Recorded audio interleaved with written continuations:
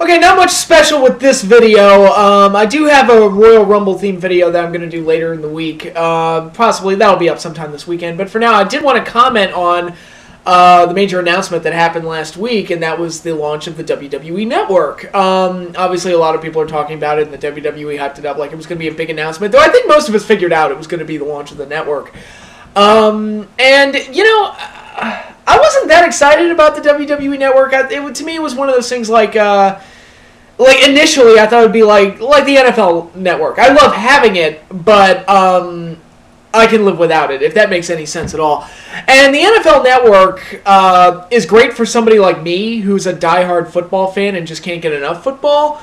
But I don't think it's, you know, must-see television for casuals because, you know, you don't get much in the way of the actual games, and whenever they do play a game, it's typically a shitty one, like, I don't know, the Jaguars versus the Titans, you know, a game that just nobody gives a shit about. So they have all these really cool documentaries and the top 10s that piss me off that I just love, and the pre- and post-games, and that's all great. But you really have to be a diehard football fan to really appreciate, you know, the NFL Network. And, you know, they also play old Super Bowls, and their NFL films, highlight clips are unfucking believable. I can't put them over enough. But again, you have to really be a diehard football fan to really appreciate the content on that network. And I thought it would be the same thing with the WWE Network. It would just be great wrestling content, you know, pull from WWF and WCW and ECW and AWA and World Class and all the great territories from the past and all that. And you'll have all that great content. You'll have, maybe they'll do pre- and post-Raws or pay-per-views or whatever, and that'll be cool.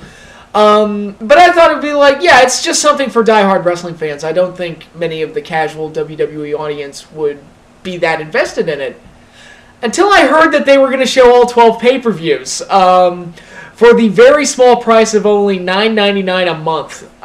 I heard that, and I was like, I'm sold. I get all the pay-per-views, including WrestleMania, for $9.99 a month.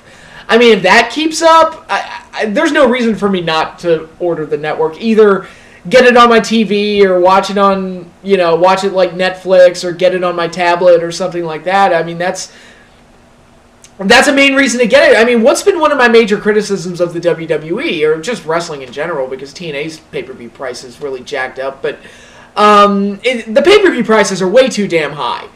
I mean, WrestleMania, I mean, when it starts getting to a point where WrestleMania is into like the $60 and $70 range, you might as well get a ticket and just go to the show. I mean, you could probably get it. I mean, I'll be honest, my ticket to WrestleMania cost about, I'm trying to remember how much it was.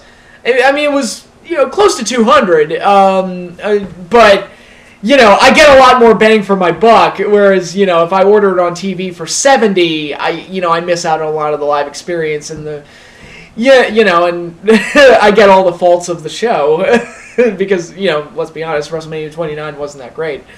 But, the pay-per-view prices have just been ridiculous. And I think this is a good way to kind of get around that, and really, you know, is a main reason, I think, for casuals to order the network and to really get invested in it. I mean, for me, it was something that I was just kind of like, maybe I'll get it, maybe I won't. And now that I heard that, I was like, yeah, I'm getting it now. I'll get it on my tablet and I'll watch, you know, I'll go to Starbucks and watch the pay-per-views or something, or I'll be working on some report for work, and I'll be sitting there with my tablet going, and, you know, the pay-per-view will be on right there. So, yeah, I mean, that really fixes the pay-per-view price problem for me personally. If nothing else, I mean, it's my main incentive to actually watch all 12 pay-per-views. And I think that's something that could draw the casuals in, because it feels like you're actually getting something significant. You know, because the NFL Network, again, doesn't really offer anything like that. Like I said, you'll get a game, but it's usually a crappy one. So, or at least it's one that you don't really care about. It's, like I said, you'll get a Jaguars game usually, and that's like the Sunday night heat of the NFL, really, whenever you're watching a Jaguars game. But you know, I think offering the 12 pay-per-views, including WrestleMania, I think is a really big big key selling point of the whole network, and really makes me want to buy it. Again, if nothing else, it certainly saves me money in the long run.